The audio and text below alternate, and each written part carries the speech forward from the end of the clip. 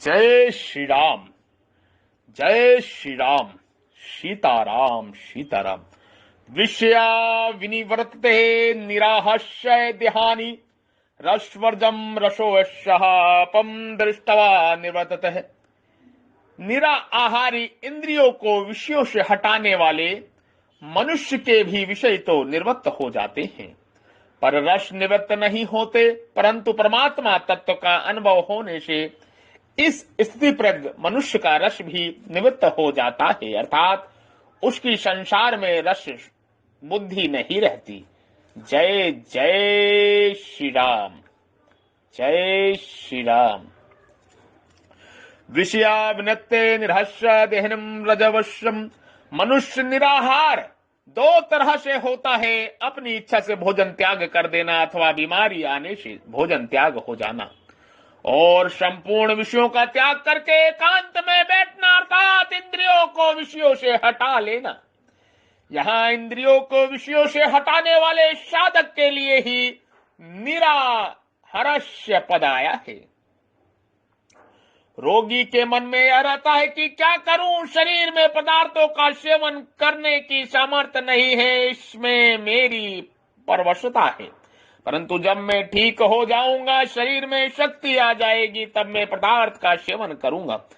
इस तरह उसके भीतर रस बुद्धि रहती है। ऐसे ही इंद्रियों को विषयों से हटाने पर विषय तो निवृत्त हो जाते हैं, पर साधक के भीतर विषयों से जो रस बुद्धि सुख बुद्धि है वह जल्दी निवृत्त नहीं होती।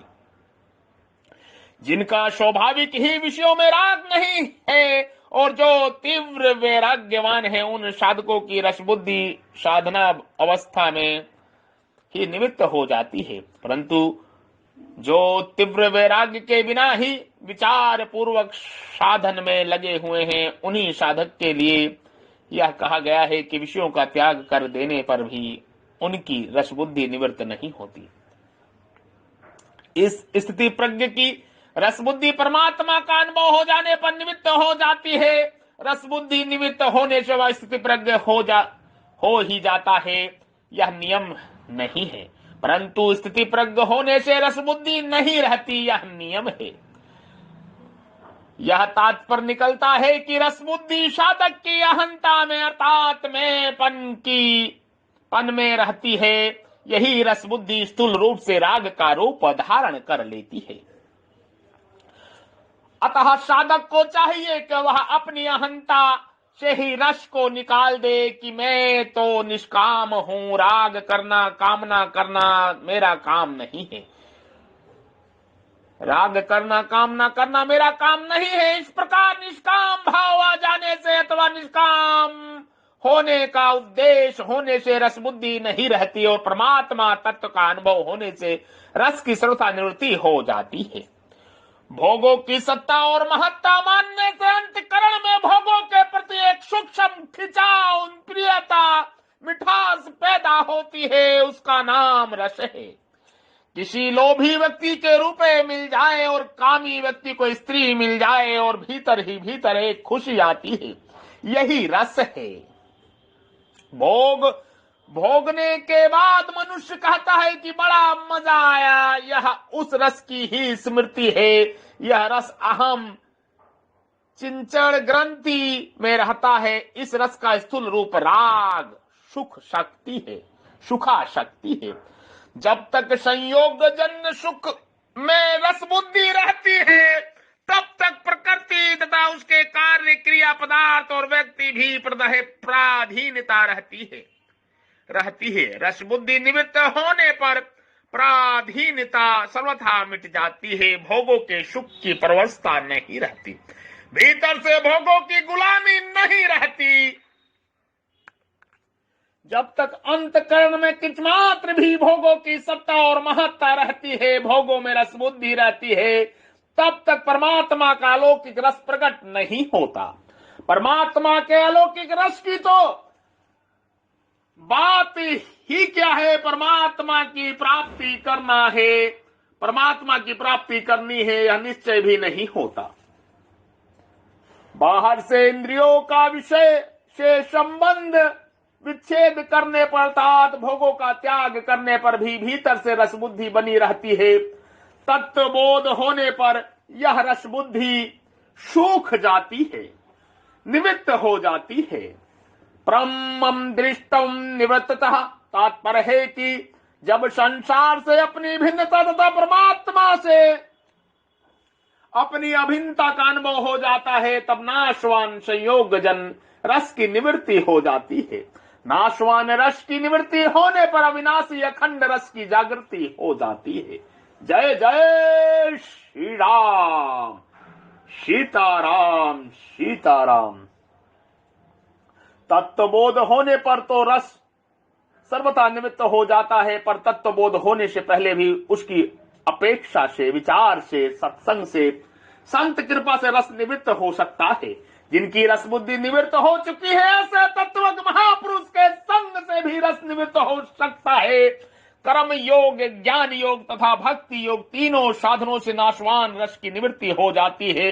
ज्यों ज्यों कर्म योग में सेवा का रस, ज्ञान योग में तत्व के अनुभव का रस और भक्ति योग में प्रेम रस मिलने लगता है, त्यों त्यों त्यों नाशवान रस स्वतः छूट चला जाता है, छूटता चला जाता। जैसे बचपन में खिलौने में रस मिलता था, पर बड़े होने पर जब रुपए में रस मिलने लगता है, तब खिलौनों का रस स्वतः छूट जाता है। ऐसे ही साधक का रस मिलने पर, साधन का रस मिलने पर रस स्वतः छूट जाता है।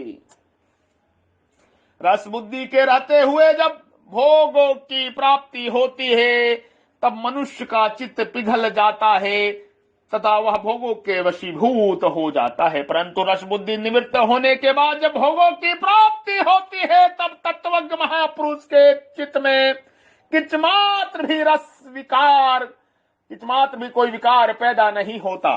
उसके भीतर ऐसी कोई वृत्ति पैदा नहीं होती जिससे भोग उसके अपनी ओर खींच सके। जैसे पशु के आगे रुपए की थैली रख दें तो उसमें लोभ वृत्ति पैदा नहीं होती, और सुंदर स्त्री को देखकर उसमें काम वृत्ति पैदा नहीं होती।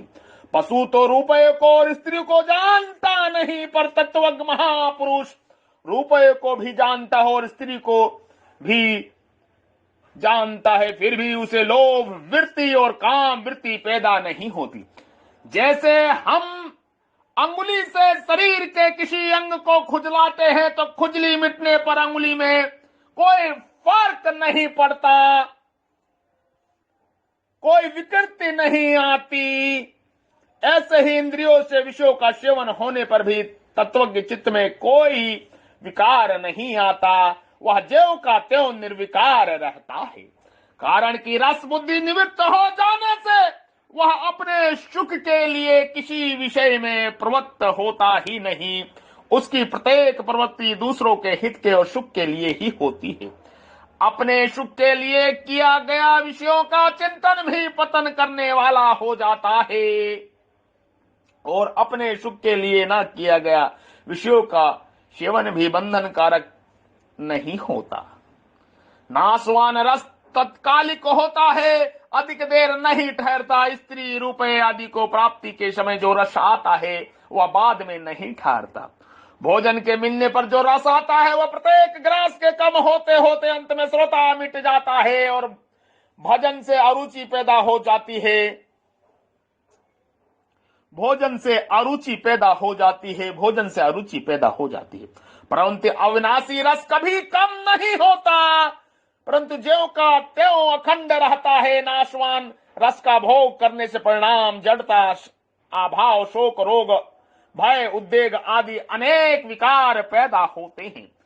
इन विकारों से भोगी मनुष्य बच नहीं सकता, क्योंकि वह भोगों का अवश्यम भी परिणाम है। इसलिए भगवान ने दुखों का दर्शन करने की बात कही है।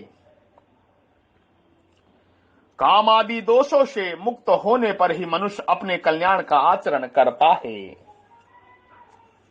रस की निवृत्ति ना हो तो क्या आपत्ति है। इसके आगे के समागम में, आगे के सत्संग में, आगे के ब्रह्मवाणी में बताएंगे कि न रस की निवृत्ति ना हो तो क्या हो सकता है। जय श्री राम।